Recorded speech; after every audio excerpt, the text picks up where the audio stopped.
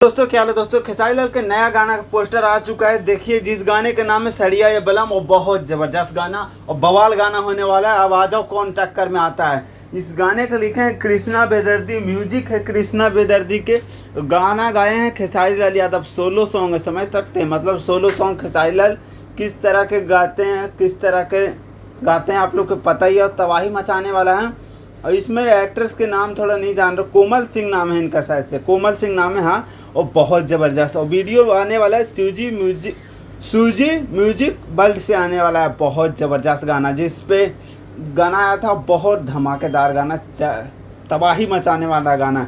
और खेसारी लाल के team active हो गए हैं। अब बैक टू बैक गाना आएगा तबाही मचाने के लिए, गाने आने स्टार्ट हो चुके हैं।